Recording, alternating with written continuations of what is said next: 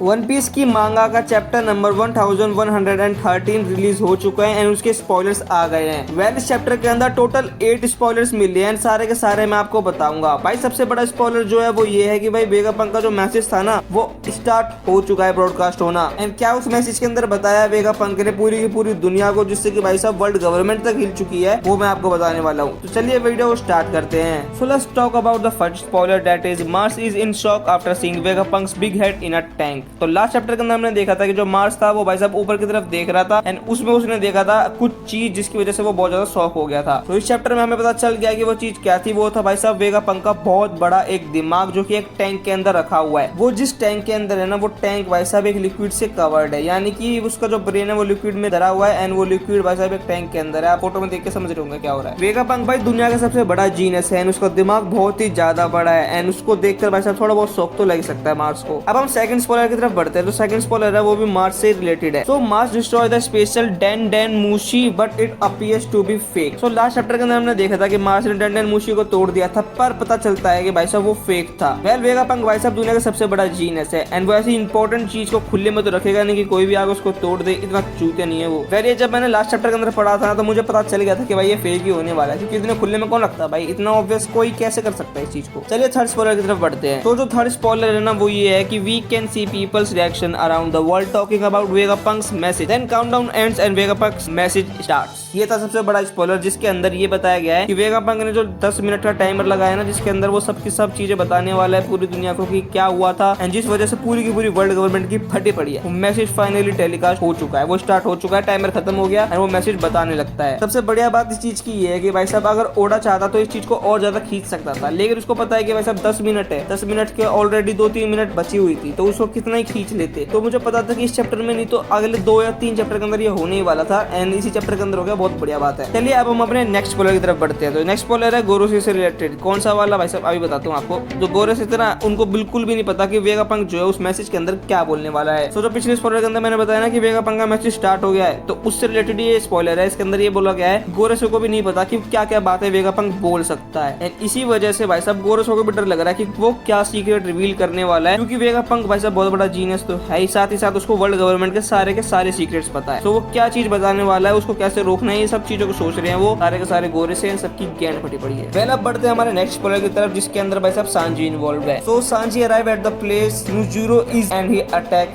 Him. भाई साहब ये बहुत ही ज्यादा बड़ी चीज है, क्योंकि हमें सबको लग रहा था, हर किसी को यही लग रहा था कि जो नुजुरो है ना उसको भाई साहब लड़ाई करने का मौका मिलेगा तो सिर्फ और सिर्फ जोरो से मिलेगा, क्योंकि वो भी कटाना चलाता है, मतलब तलवारबाजी करता है एंड हमारा जोरो भी करता है। लेकिन ऐसा बिल्कुल भी नहीं हुआ। मतलब भाई ओडा ज्यादातर वही चीजें करते हैं जो किसी ने भाई साहब सोचा ही ना हो कि ऐसा भी हो सकता है एंड वही हुआ। सबको लग रहा था कि भाई साहब जोरो के साथ लड़ाई होगी एंड वहां पर सांजी आ चुका है एंड अब सांजी के साथ क्या फाइट होने वाली है वो हम देखेंगे। तो जो नेक्स्ट स्पॉइलर है उसके अंदर वेगापंक कुछ सोच रहा है। वो सोच रहा है कि भाई साहब उसने बहुत बुरी बुरी चीजें करी जिसकी वजह से उसे मर जाना चाहिए। मैं आपको पढ़ के सुनाता हूँ। Vegapunk says that he must die due to the bad thing he did, that's why he prepared the message to start when he dies. So basically ये चीज बहुत बड़ी है, क्योंकि जो उसने मैसेज स्टार्ट करा है ना उसको पता था कि वो कभी ना कभी मरेगा, या फिर मैं ये बोल सकता हूँ कि वो खुद मरना चाहता है। बात कुछ ऐसी कि उसको लग रहा है कि उसने बहुत बुरी बुरी चीजें करी है जिसकी वजह से उसको मर जाना चाहिए एंड ये जो मैसेज है ना जो ब्रॉडकास्ट हो रहा है पूरी दुनिया के अंदर, ये मैसेज उसने ऐसी ही सिचुएशन के लिए क्रिएट करा था। जब वो मरने वाला होगा तो मरने से पहले भाई साहब पूरी दुनिया को सच बता के जाएगा। पहला अगले स्पॉइलर है उसकी तरफ बढ़ते हैं। तो अगले स्पॉइलर के अंदर बताया गया है कि Saturn arrives to the Usopp's group, Robin remember his voice from the Ohara incident, her nakama defend Robin from Saturn and ये स्पॉइलर इस चैप्टर का one of the main spoiler है, क्योंकि इसके अंदर क्या हुआ है ना, बहुत टाइम से रॉबिन भाई साहब कुछ कर नहीं रही थी, वो ऐसे इधर उधर जा रही थी। तो इस टाइम पर क्या हुआ है, सैटर्न जो था ना वो उस सबके ग्रुप के सामने आ चुका है एंड कुछ कुछ डायलॉग वगैरह बोलेगा। तो उस टाइम पर उसकी आवाज पहचान लेती है रॉबिन एंड उसको याद आ जाता है कि ये आवाज उसने कहीं ना कहीं तो सुनी है, मतलब उसको आवाज ये सुनी है उसने ओरा इंसिडेंट के टाइम पर। तो कुछ ना कुछ हमें रिवील दिखेगा, कोई ना कोई कनेक्शन हमें देखने को मिलेगा सैटर्न का रॉबिन के साथ, या फिर आप बोल सकते हो ओरा और सैटर्न का। वेल अब हम अपने लास्ट स्पॉइलर की तरफ बढ़ते हैं। Vegapunk's message start and he says that his world will sink into the sea. So भाई ये स्पॉइलर के साथ ही हमारा चैप्टर खत्म होता है। स्पॉइलर के अंदर वेगापंक ने ये बोला है कि पूरी की पूरी दुनिया, यानी कि पूरी की पूरी दुनिया वन पीस की जो है वो पानी के अंदर यानी समुद्र के अंदर बह जाएगी, डूब जाएगी एंड इस बात को सुनकर बहुत ही ज्यादा बड़ी कंफ्यूजन आ चुकी है। देखो भाई मुझे क्या लगता है कि ये कोई मुहावरा भी हो सकता है या फिर कोई डायलॉग हो सकता है। इसके आगे की जो बात होगी ना उससे पता चलेगा कि ये क्या सेंस बनाता है। डेविल फ्रूट यूजर तो सिर्फ भाई साहब कहीं बैठ ही नहीं पाएंगे, हमेशा उनको नाव में ही रहना पड़ेगा एंड नाव से एक और चीज रिलेट होती है कि अगर पूरी पूरी दुनिया भाई साहब पानी के अंदर डूब गई तो जो नोवा शिप थी ना, आपको याद होगा बहुत बड़ी वाली शिप थी, वो यूज की जाएगी। जो रेड लाइन थी ना हमारी, उसको भी तोड़ा जाएगा। अगर रेड लाइन हटा दिया जाएगा तभी पूरी की पूरी दुनिया जो है वो पानी के अंदर डूबेगी। तो क्या इसीलिए वाटर 7 जो है वो भाई साहब ऊपर की तरफ बना हुआ है। रियल में वन पीस के स्पॉइलर पहली बार कवर कर रहा हूँ, तो आपको वीडियो कैसी लगी कमेंट करके जरूर से बताना। एंड जो भाई नेक्स्ट वीक है ना, उस नेक्स्ट वीक में ओडा सेंसेई ब्रेक पे, यानी कि मांगा नहीं आई। सैड न्यूज है पर कोई बात नहीं, मैं आपको और भी कमाल कमाल के एनिमेशन रिकमेंडेशन लाता रहूंगा। बाकी मिलते हैं आपसे नेक्स्ट वीडियो के अंदर। सामने जय हिंद